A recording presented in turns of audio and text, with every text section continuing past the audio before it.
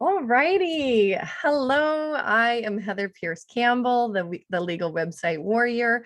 I'm an attorney and legal coach based here in Seattle, Washington, serving online entrepreneurs throughout the US and around the world. Welcome to another episode of Guts, Grit, and Great Business. I'm super excited to welcome James Hipkin today. Welcome, James. Thanks, Heather. I'm really happy to be here. I'm really looking forward to our conversation.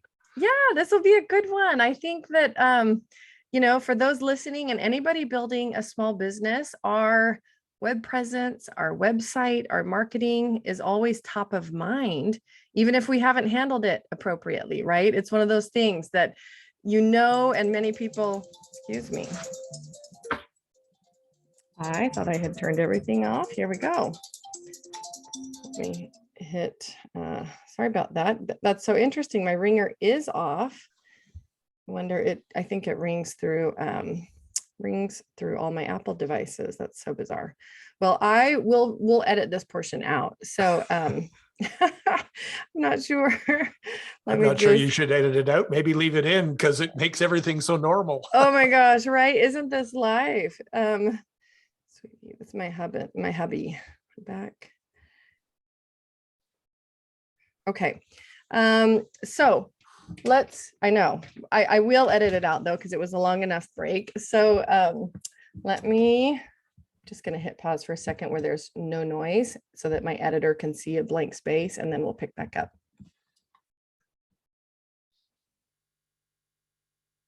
All righty. I am so excited to welcome James Hipkin to the podcast. Welcome, James. Heather, I'm really happy to be here. I'm looking forward to our conversation. I am too. Before we were interrupted, we just had to edit a segment out. We were talking about the importance of websites and web presence and marketing to small business owners, really of any kind. And I am amazed constantly how many small online businesses I encounter that are apologizing for their website. I'm sure you've had this experience, right? So this is going to be a great conversation because people need help in this department and they need to understand, how do you do it right? How do you design and build a website the right way? How do you tie that into your overall marketing strategy, right? There's a lot to think about. So for folks that don't know James Hipkin, James, over a 40-year career, has worked in marketing and advertising at a high level. Since 2010, he has built his clients' businesses with digital marketing. James is an accomplished, forward-thinking marketing professional. His clients included Sprint, Apple, Wells Fargo Online Bank, Nestle, and Toyota. They appreciate his practical, no-nonsense approach. He has the scars and many stories to share. His stories are always valuable and entertaining. His humor and infectious, good-natured approach to marketing are fun and practical, but he never loses track of what's important. Marketing done well creates value for customers as well as the business. That's a great intro, James. Thank you. And it has the added value of being the truth. Right. Well, and I love people who can bring some fun to their work and who are also practical, right? We need the no fluff, get right to the point, nuts and bolts of what works and what doesn't. And especially as a small business, we don't have time or money to spare. And especially in the digital marketing space, because, folks who are, have expertise that they're trying to share and they're trying to use digital marketing, it can get very overwhelming very quickly. Yes. Because there's so many shiny things flying through, and the squirrel ran by, and, your brother-in-law is telling you should do this, and your friend down the street says, my cousin is doing that. And my God, I had all this wonderful success with, and it just gets overwhelming. Yeah. And this has been, for our customers, a real problem. And so I kind of sat back and tried to think of a way that I could bring some sanity to all of this, because it's the online, not going back in the bottle. No. If the pandemic has done anything, it's accelerated the growth of online activity, and it's accelerated the importance of having a strong online presence, regardless of your business category. Well, that's right. And I think people and small businesses included, but entrepreneurs, even solo entrepreneurs, they feel the need to be everywhere, right? We're told you need to be everywhere. You need to show up and be in all the conversations and all the places that all the places that your clients are online. And yet being able to put together a cohesive strategy to make that actually happen, I think is tremendously challenging for the average small business, right? It's one of those things they don't want to have to think about. They want to outsource. They want somebody to solve that problem for them. Right. But you said something very important in that last sort of question, and that's they want to be where they're on the channels where their customers are. And I want to put a big underline under that, because that really is the key to all of this. Rather than being inside out, talking about yourself and, thinking that you have to do all of these things, put your mind and put yourself into the mind of your customer, and they will tell you where you should be. They will tell you what it is you should be talking about. Because with all respect for all of the wonderful things that your audience does, they are nothing more than a little dot in the perception of the average person out there. And there's that tendency to be all focused on themselves versus really understanding who their best customer is, what's their journey from I have no interest in this whatsoever, therefore I don't even see what you're doing, through to I have a problem and I need to start considering what my options are, through to focused prospecting. And this creates a bell curve of interest. And that first purchase is at the top of the bell curve. But when we map a customer journey, we don't put the first purchase at the end of the customer journey. It's about 2/3 of the way through, because the first purchase is not the most important purchase. The second purchase is the most important purchase. Because when you can get them to buy from you twice, the chances that they will buy from you a third time are exponentially improved. And that's why we put the first purchase 2/3 of the way through the journey. So if you map that journey, understand who your customers are, map the journey, what are the problems that they're trying to solve, you will be most of the way towards thinking about a digital marketing plan. Don't be in TikTok if your audience is over 40 and they don't even know what TikTok is. Right. Understand where they are, and your opinions about particular social media channels are unimportant. Yeah. It's about where are your customers, and then be very focused on there's an acronym that gets used in digital marketing. I wish I could say I invented it. I didn't. PASS. And it stands for problem, agitate the problem, solve the problem. And that, when you're thinking about online marketing, that works in the ads that you're creating, that works in the organic social media that you're doing, and it very much works as the driving strategy behind the copy on a website.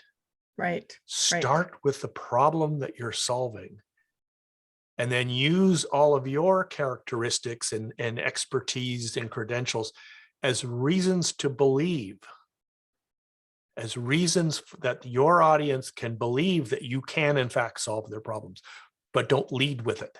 Yeah. Well, and you are right that speaking to the problem, and I think so many people get this step wrong, right? They speak to the problem in the way that they think about it or their industry lingo. They don't speak to it in the way that their clients think about it or speak about it. That's right. And so the strategy that I've come up with, which my customers have found to be very, very helpful and useful, is what I call it the hub and spoke strategy. And the analogy is the wheel, one of the most fundamental inventions. But if you think about it, you've got the hub, and it's nice, and you've got spokes, For folks that are not watching the video, he's holding up visual examples of these things. And the point is, these things are nice, right? But unto themselves, by themselves, they don't have much value. No, that's right. The power comes from the connection. So if you think about it, the hub and spoke strategy, the website becomes the hub, and that's the fulcrum through which all things radiate. The digital marketing channels that you're going to be active in are the spokes, and your content and messaging strategy is the rim that holds it all together.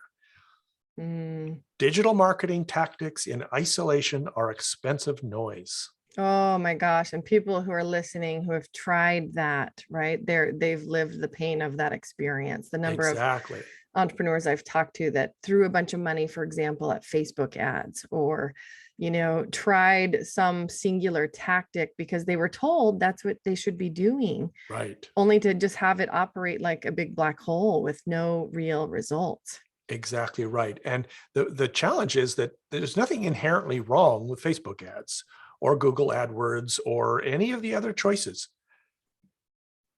And if they're connected together in a cohesive way, you will have a very powerful success. I have one customer, he sells a specific kind of orchid. Not orchids in general, not houseplants in general, a specific kind of orchid. And he came to us with a really poorly performing website. And first thing, we got him onto a platform that actually worked for him. And then I talked to him about the hub and spoke strategy. And he and his wife concentrated on just two things. His audience is older and are very active in Facebook. He has beautiful photographs of all these beautiful plants. So it's a great medium for that. Yeah. And then he had an email list. So we built a new website for him. He focused on building his organic social media, his people. He focused on building his email list. He more than doubled his business in the first year, and he has subsequently tripled his business from that point. It's amazing. And what an example, like what a super, super niche, right? Super niche. Yeah. You don't usually hear businesses that tightly niched. So James, I want to back up. We jumped right in, and I want to hear more about your hub and spoke strategy, but talk to us a little bit about your background. Why websites? Why marketing? Tell us a little bit about your roots and your start in business. Well, my start in business, I have a somewhat checkered past. I graduated from college with a music degree, and corporate America wasn't exactly knocking my door down. Right. Music as in like pedagogy or what? Composition and theory. Okay. Classical music. I played the tuba in orchestras. Amazing. But I was very active in the music scene, and I spent 6 years out of college working in the rock and roll industry, touring with major recording artists, people that you would know about. And then at the ripe old age of 30, I got a job in an advertising agency. My mother was very happy. Celebrated through a party. Exactly. Yeah. And that's how I started to get involved in marketing and advertising, was through that, deciding that I didn't want to be on the road anymore. I didn't want to live that life. It was too crazy. And so I got this job in advertising because the piece I enjoyed most about what I was doing in the past was the marketing. And I had a strong influence from I worked closely with a Canadian band, and the leader of the band was a very strong influence on this. His name is Geddy Lee. He's the leader of a band called Rush. And Geddy Lee is an extremely smart guy. And they were one of the very first music artists to vertically integrate. They owned their own publishing. They owned their own record company. They owned their own sound and lights. They vertically integrated right from the very beginning. Very smart young men. Very entrepreneurial. Very entrepreneurial and very, very successful. And it was listening to him talk about marketing and talk about positioning. And we're talking a heavy metal rocker here, right? So but I mean, very, very smart. And that's what opened my mind to this. And that's where it all started. Mm. And then I spent years in marketing and advertising, four different countries and 3 different continents. And then I was running the digital group at an agency in San Francisco, and our largest client was Toyota. And that was really super interesting, but I was getting a little bit older, and it was time to think about the future. So I bought a vendor because I kept seeing that websites were being considered an online brochure. Mm.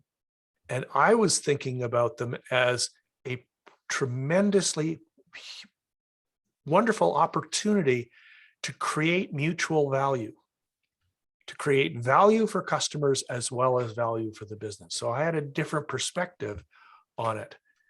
And that was 10 years ago. And that's what we've been doing at Red 8 Interactive all this time, is focused on building the best possible websites, typically for large corporations. And then 4 years ago, we started developing a product for smaller businesses. That's called Innately. That's right. The underlying strategy, underlying thinking, the passion is there to use this knowledge and experience to help business owners take full advantage of the online space, because as we said at the beginning, it's not going away. Yeah. It's becoming more and more important every day. And it's evolving, and and having an online presence, a website strategy is not a set it and forget it strategy, No, right? it's not. Yeah. So it reminds me actually what you're talking about, like, web 1.0, just a placeholder, a brochure, like a place that, somebody could show up and get some information about you, but very little interaction, very little client experience.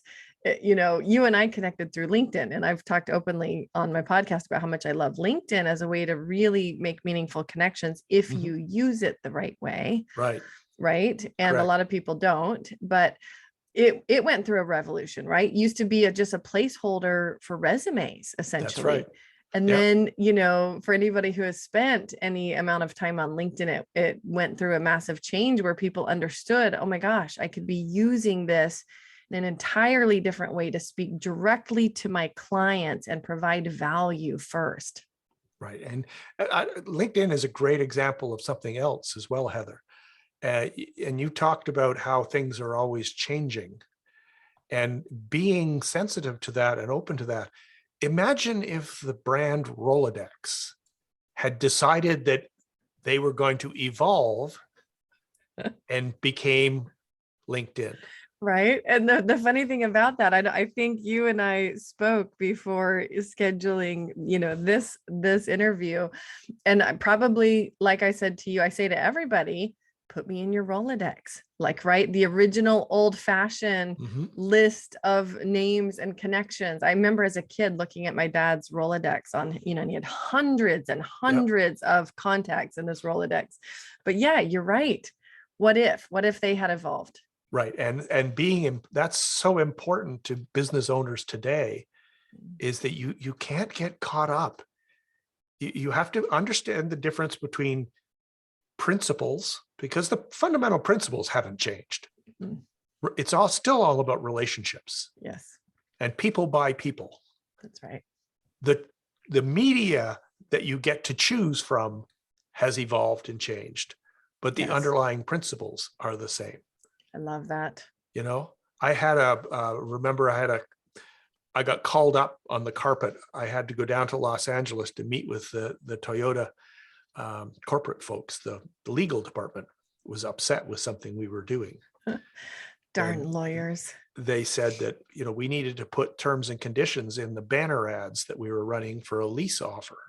You're a lawyer, you know about terms and conditions. Yes, I do. And I said no. And they, what do you mean you said no? You can't say no to us. We're the lawyers. And I said, well, I'm saying no, not going to do it. And it got into it. And so we ended up in this meeting in Los Angeles with the chief marketing officer, myself, and like a bunch of lawyers, all dressed in suits. all looking very official. And they explained why I had to do this. And I just looked at them all and I said, no. And they said, well, how can you say no? I said, well, you've got no backup. You can't defend your point of view. And I can defend mine. And they're like, how would you defend your point of view? And I opened my briefcase and I poured out onto the conference table a briefcase full of direct mail packages. Now, you go through these, they're Toyota, they're all of the competing brands, et cetera. They're all lease offers. You go through and you find terms and conditions on any of these outer envelopes.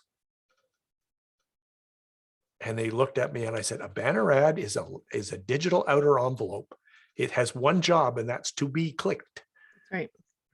An outer envelope has one job and that's to be opened. And we walked out of the meet and they shook their head and go, okay, carry on. And we walked out and the chief marketing officer turned to me and said, I've never seen that happen before. Yeah, and the interesting thing about the legal world, especially I'll call it the traditional legal world, right, is you get a lot of, no, you can't do that. Yeah.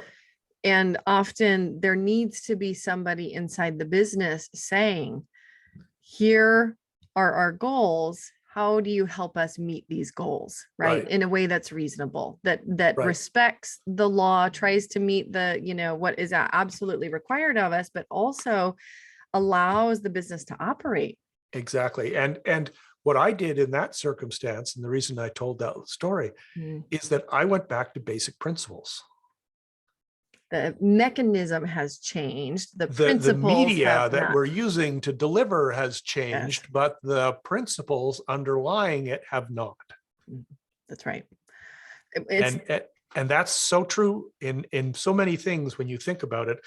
All of the overwhelming choices you have in digital marketing, go back to basic principles. Who is your audience? Where are they? What is the problem that they're trying to solve? And then start using these spokes as ways to get your message out to your people and get your people to come back to you. Right, into your world. So that you can create value for them and for your business. Yeah. Well, and that what you just said about the nature of business being that relationships are essential. I think there are a lot of industries and people within the industries that are changing and that are fearful about what's to come because of everything becoming digitized, automation, robots, AI, all of this stuff. But at the end of the day, I don't think the nature of people will change, that they want to do business with other people. They want to hire experts that they like. They want the relationship that comes with that. Right. Like and trust. Yeah, that's right. And I just don't know that can ever be severed in a meaningful way, because we're humans. We're pretty slow to change, actually. That's right. That's right. And that concept of, I'm sure a lot of your audience are familiar with marketing funnels, and probably many of them are using marketing funnels. And that's awesome. Marketing funnels is as old as marketing. This is not a new thing. It's about attracting the right people into the top. And then, but the piece that often gets missed is the mid-funnel activity. They go right from, hi, my name is, to, hey, do you want to go home with me? Right. It doesn't work like that. Well, and even to your point about thinking about the bell curve, and that the first purchase is 2/3 of the way along that curve, right? That 2/3 of the way along their journey. That's right. That there's so much that needs to be done at the front end, right? And people try to quantify this like, it takes on average 17 touch points with a client before they're going to really engage with your stuff or become a client or whatever, right? Yep. The point is, whatever your business, whatever the path, you have to nurture. That's right. And create opportunities for what I call microtransactions. And you want to think of it, and if you're thinking about it in terms of a funnel, the microtransactions at the top of the funnel are very low cost. Low cost, low risk. As people move through their journey, and are moving through your funnel, the microtransactions increase in value. You know, an example might be at the top of the funnel, if they were to like a Facebook post, that's a very low cost microtransaction. Further down, if they were to exchange their email address for a lead magnet, that is a richer microtransaction. A little bit further down, maybe they book a call with you to find out, to hear from you. But at that point, they're not going to book the call the first time they hear about you. They need to go through this process. You need to earn their trust.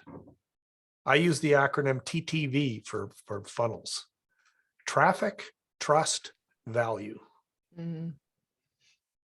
And there, it's in that order. It starts at the top with traffic. Mid funnel is about building trust. The bottom of the funnel is about creating mutual value. Yeah. It's not about selling stuff. It's about creating mutual value. Back in the late 90s and early 2000s, I did a lot of work in relationship marketing. And one of the things that we observed is 90% of loyalty problems can be traced to a flawed sales process. Yes. Because Yes. people think, the people in the marketing department think that they have a brand, but their customers think that they have a product with a name. And that the distinction between those two things is very important. Yeah. Because if you're just buying a product with a name and the competitor comes along and his product is shinier or lower cost or whatever, well, I'll try that. That's right. A brand is developed through what I call relationship equity. And that relationship equity is when value is created that goes beyond the functional and transactional benefits of the product or service. Right. The client has an experience with your That's company. Right. Yes. Yes. That creates and that's loyalty. when a brand starts to get created. Mm. That's when you've moved beyond a product with a name. Yeah. You know, and these are all things that are, you know, good news, much easier to do in the digital world if you go about doing them than it used to be back in the late 90s when I was doing this with direct mail packages. Right? Interesting. Yeah. So it's a lot easier to do, but the underlying principles haven't changed. Yeah. Well, and it's, when you think about the importance of developing trust in those early days, even with those small micro transactions, Mhm. I think I've witnessed businesses who do it right. Mhm. And you're really clear when you see a business doing it wrong.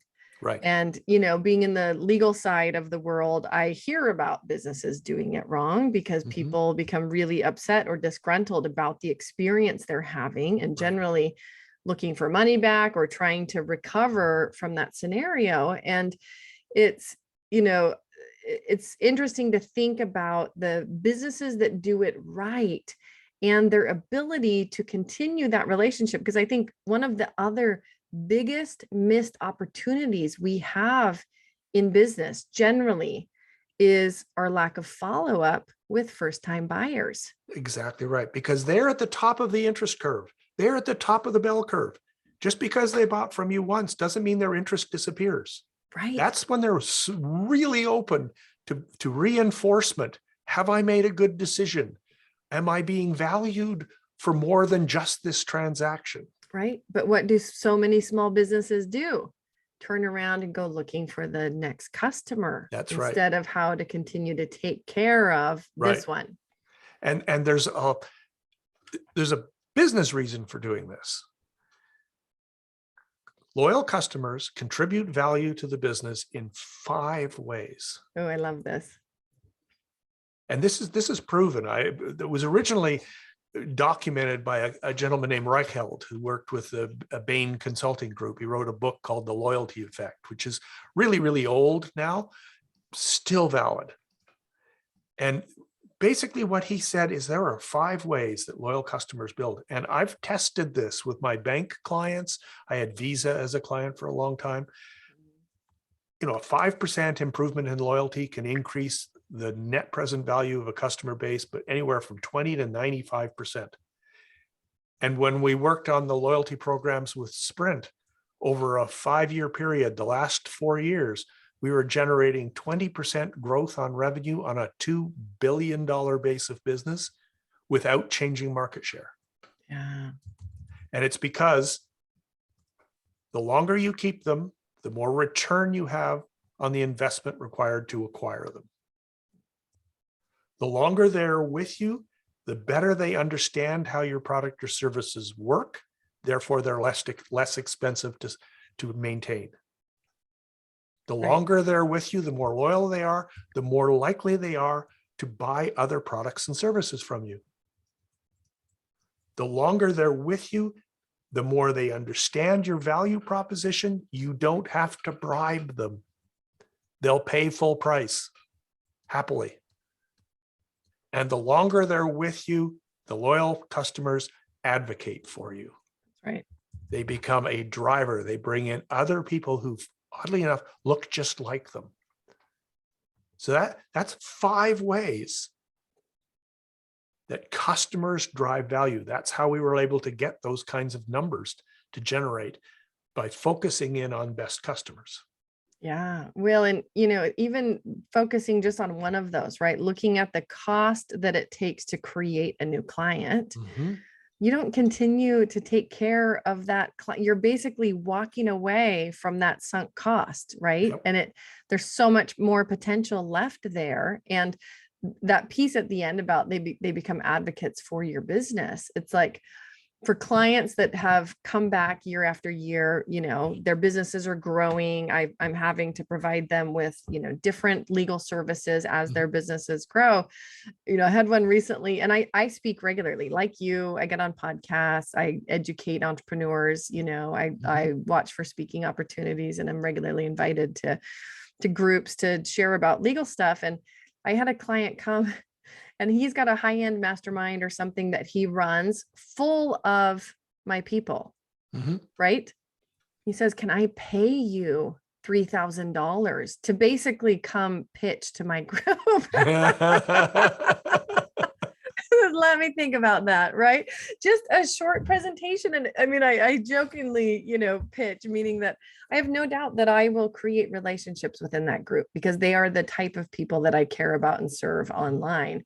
Right. But it literally is my standard presentation where all I'm doing is showing up and educating them on their business, right? And all of this is an example of what you're talking about. When clients become advocates for you, they continue to pay you, they have no problem paying you, and they're introducing you to other people who are going to pay you.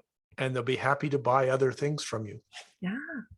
And that's where, email marketing becomes such a vital, there's only 2 digital things that you as a business owner actually own. It's your website and your email list. All the rest of it is rented land. And they can change the rules and they won't consult You're talking, with you. yes, third-party platforms. Third-party platforms. Yes. It's rented land. Businesses that go, I don't need a website. I have a Facebook page. Right. Now, one of my clients is building the inside of her business, which is largely based around a membership group, right? Inside of a third-party platform. And I asked her, okay, you're developing your own website alongside this, right? Like you're redirecting people back to, and she was kind of like, well, I was like, no, well, like, yes, you are going to do this, right? For that very reason. I've had other colleagues and friends who did build their entire businesses based on a third-party platform, just to have Google wake up one day and say, oh, we're going to get rid of Google Plus. Yep. Right. Yep. Something like that. Right. There it or goes. They're suddenly Facebook, well, people back in the day, you could build a business on Facebook and it would organic. You put a post on your group and it went out to all of the people. It doesn't work like that anymore. No, it doesn't. If you get 10% of them see what you post, you're lucky. Right. You got to pay now. Yeah, you have to pay now. Yes. And they didn't consult with any of us before they changed these rules. No, they don't. And we make them billions of dollars every year, all of us, right? Yeah. Yeah, it is really such an important point that you've just raised. You Right. have to have a home base that you own, right? Which, And you need to work with people who you can trust. I see this frequently because of ignorance. They'll have a website and they'll be out paying for a third-party service for membership, and they'll be paying for a third-party service for ClickFunnels or something along those lines. And they're paying for they've got all these third-party. What they don't realize is that a well-built website can do all of those things for one cost. mm, yes. So take us back to your hub and spoke system, right? And walk us That's through right. that. What does it look like for a small business to design an effective system? Right. And that's where using the website as your hub, and can be a difficult conversation, particularly if you're in brick and mortar retail, trying to convince them that no, in fact, your storefront is a spoke. It is not the hub of your business. Interesting. And you need to be thinking about the storefront as a great place to build your email list and send people back to the website for more information about their products and services. And they're going to go to the website to find out if you're open during President's Day or whatever it is that they're, etc. When we build websites for restaurants and brew pubs and things like that, the number one thing that we're there is their hours and their address. Even that point, and it's interesting you raise that. Obviously, I live primarily in the online world of business, and I've had a virtual legal office for years, but for those that do have a brick and mortar component, it's like you even look at what COVID has done to the restaurant industry, right? Right. Even in, 2019, the number of restaurants that did not have online menus or place an online order, right? Now you cannot be a restaurant and not have that functionality built into your website in some manner, even if it's through a third party ordering platform, right? Right. That's right. And it's, that becomes the reality. So the website becomes the hub. And that's where you can push value out to your customers and prospective customers. You can solve their problems. You can give them a path to follow so that they can get the information that they're looking for. When they eventually do sign up with you, it's for the right reasons. Right? They haven't been bribed into doing something. They haven't been tricked into doing something. They're there for the right reasons. Yep. Then you can use the website to push content back out to them, to create value, instructional information, how to use the product or service better, innovations that have come along. The strategy I typically try to recommend is 70-20-10. 70% of the content should be focused on creating just value around your product and service. 20% of the content should be curated content, where you found content that other people have published that you think would be of value to your peeps. And then 10% is more sales oriented in your products and changes that you've made in your product, et cetera. But when you take that posture, that 10% stops being a sales message and starts being more valuable information. Yes. Yep. And that's where you get such high conversion rates out of existing customers, because you've earned it. Yeah, at that point, you don't need to sell. That's right. Right. You just talk about this other solution that lives over here and they show up It's for it. part of the flow of valuable information that you're sharing with your customers. Yeah. Oh, I love that. The ratio, I think, is really helpful, like even from a visual standpoint, breaking that down on your website, because you can think about especially different industries and the typical websites that you see within those industries. And I just think some get it really wrong. I'll speak first about legal, right? I come from the legal industry, and I used to be a professional photographer alongside my legal practice in the early days. So like you, I had kind of an artistic bent, that I nurtured for some time. And it drove me crazy, the websites I would see in the legal industry and how impersonal they were, and the lack of information or guidance, or, like it was a placeholder. People would show up and get a name, get the firm name, and it was like they didn't even have to do any marketing. Right. It's funny that you bring that up, because professional services is one of the areas where there's a fundamental disconnect between the customer journey and outside in versus inside out. Why is that, do you think? Hubris, Mm. I think, has a lot to do with it. Mm. But the reality is, professional services people, yes, I know my website's old, but I don't get any leads from my website. Right. Right. And I said, okay, so, but the problem is you can't see the null set. You can't see all of the people who heard about your firm through word of mouth, or saw something in social media, or however they heard about it, and they went to your website to confirm that you understood their problem and could solve their problem. Yeah. And when they get to the website and they see nothing but a bunch of smiling faces in blue suits. Maybe smiling, not even always smiling. Yeah, there you go. A bunch of faces with something up there anyway. Right.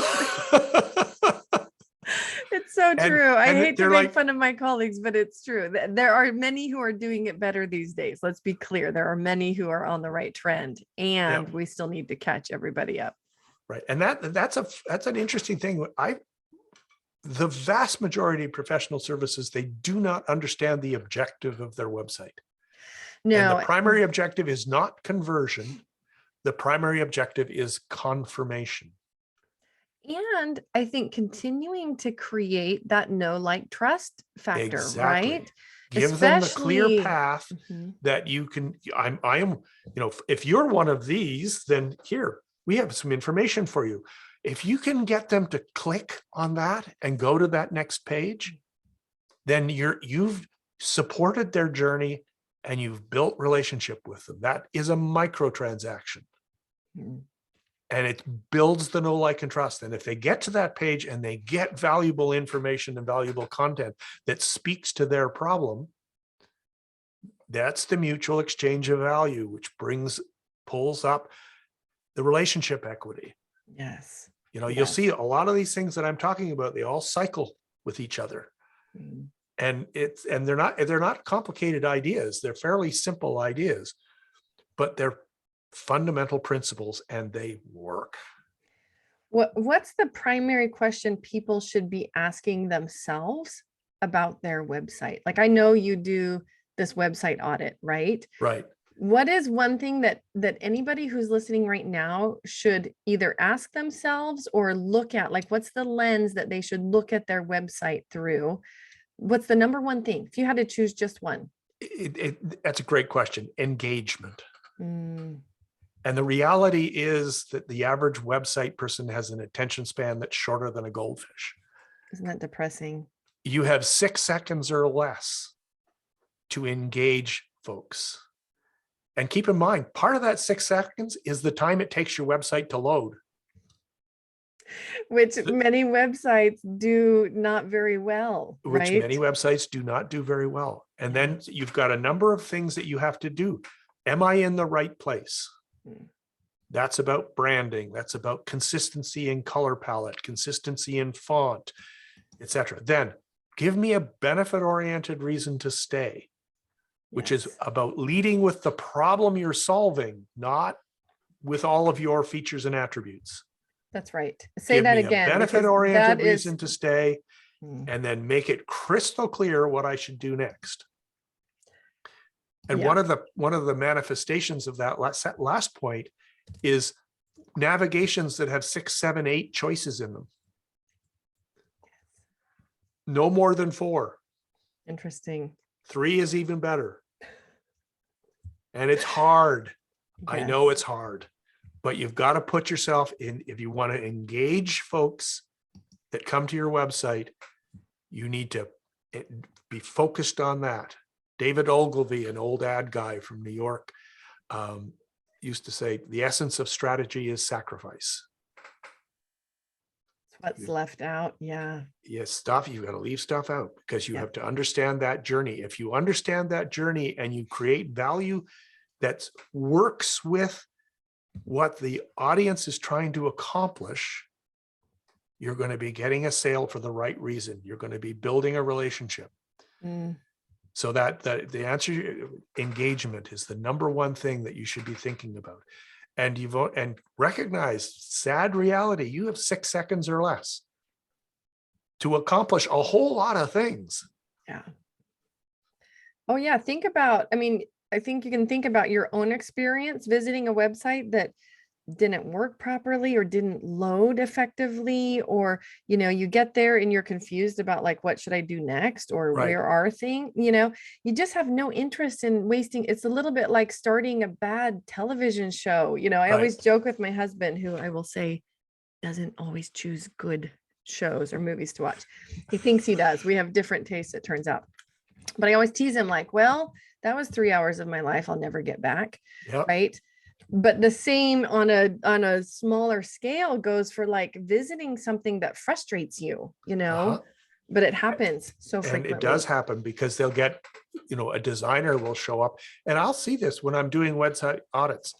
I'll see a website. It's really pretty, but it's not effective. But it's not effective because it's not useful. Because they're busy people. Right? There's a reason it's 6 seconds or less. They're busy people, and they're there for a reason. So what are the one or two top tips you have for increasing that engagement, whether it's from a design perspective, whether it's from a functionality perspective? It's mostly about messaging and recognizing, the past thing we talked about before. What's the problem? Agitate the problem, solve the problem, and then give them a clear call to where should they go next. Make that crystal clear. Yeah.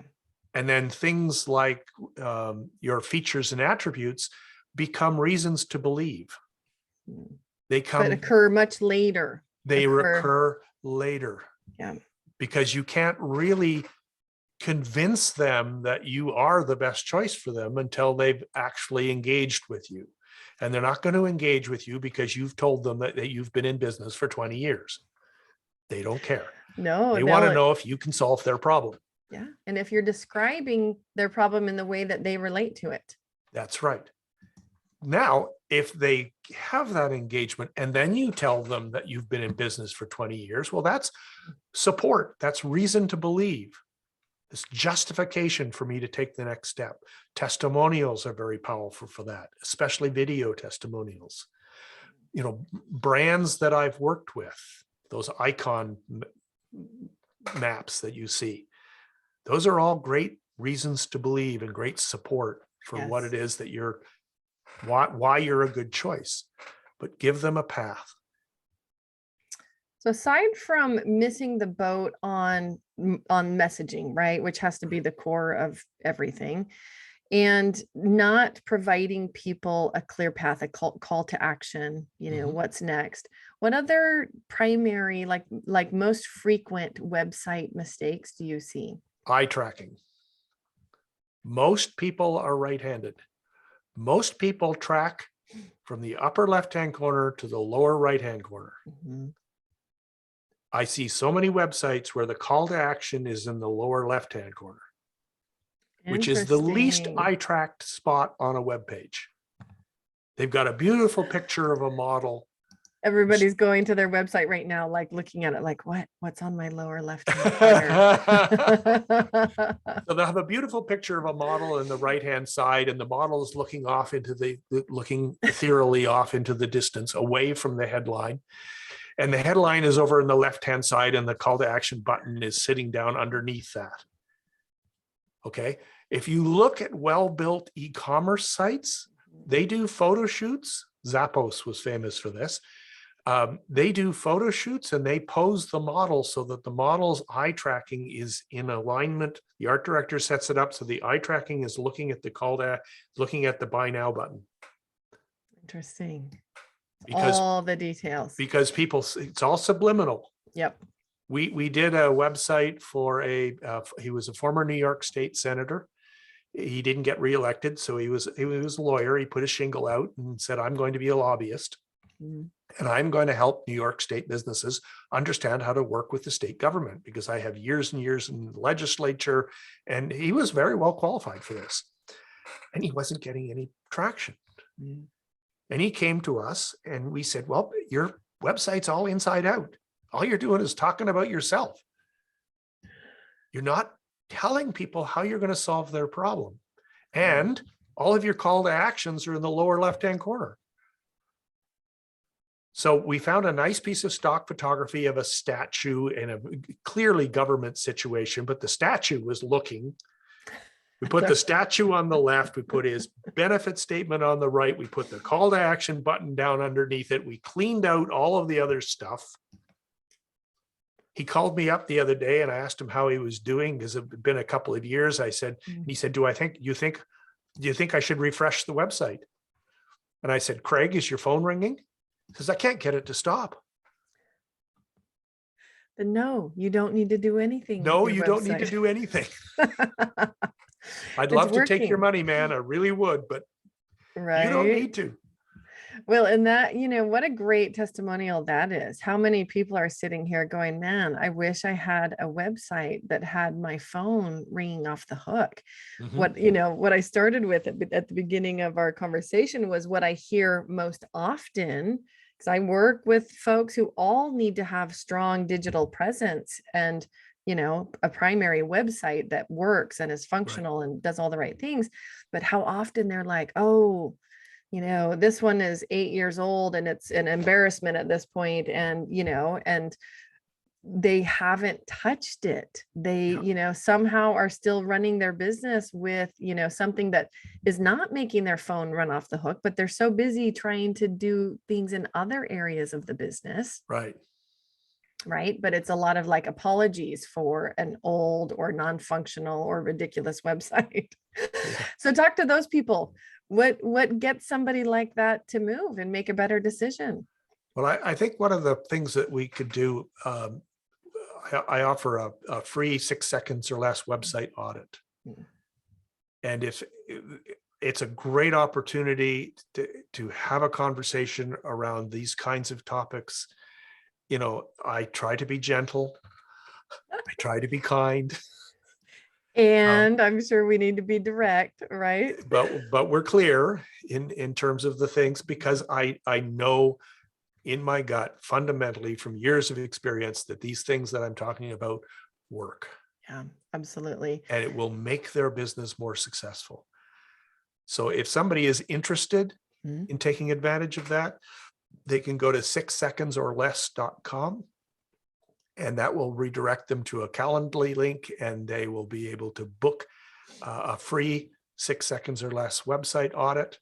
And I would be happy to talk through what they're doing right, what they're doing wrong, how they can improve things in terms of their website and in terms of their digital and online presence. That's amazing and very generous. If you're listening, definitely put this on your list of to-dos, especially if you've got a website that is not efficient. I will include that link as well as any others that James would like me to include at the show notes page, which is legalwebsitewarrior.com/podcast. James, where else are you online? Like, obviously people should be taking advantage of that. Are you on LinkedIn? Are you other places where you like for people to connect with you? I am on LinkedIn, and like you, I believe it's a very underutilized and powerful platform where we can have real serious conversations about things. Our website is innately.com. That's INN, the number 8 ly.com. A little bit of a pun there for the English majors. The in, like we take care of you. And our little tagline is websites without worry, which of course is www. Right. You can take the boy out of the English class. You can't take the English class out of the boy. Aren't words so fun? And so, but it has the, that's what we're all about, is websites without worry. Yeah. Because we know that these small businesses, they know they need to have an online presence. They want it to be better, but they don't want to be a webmaster. That's right. And None of us, we're a full should service be. proposition. We take care of it for you. Yeah, that's amazing. None of us should be our own webmasters. There's Just that too. take that off your plate. Yes. Well, James, it's been such a pleasure to talk to you about your experience and your knowledge and the importance of this topic, particularly for small businesses. Yes. Anything else you want to leave people with today? I think the last thought, and it builds from one of your very earliest questions, and where we talked about the overwhelming thing. Mm. Don't try to boil the ocean. Pick one or two things that you know your audience relates to and do them really well. Mm, Don't love get that. caught up in the shiny thing syndrome and all the other stuff that's swirling around. Pick one or two things, do them really well, and watch the benefits flow. Mm, yes. Well, and how, like, what a sigh of relief, I think, people breathe when they hear that that can be done and it doesn't Mhm. take boiling the ocean. James, so great to see you today. Thank you very much for coming and spending some time with us. It's been my absolute pleasure, Heather. I'm looking forward to our next conversation. I am as well. Thank you. Goodbye. Bye.